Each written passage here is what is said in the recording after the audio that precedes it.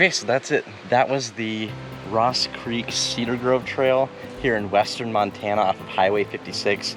It's Sunday, June 27th, 2021. We're just kind of here on a little road trip vacation in western Montana and just thought we'd stop in. And it made for a really great little day trip, nature loop, if you will. In total, we went 1.63 miles in 42 minutes, 33 seconds. And we had a total ascent of a whopping 45 vertical feet.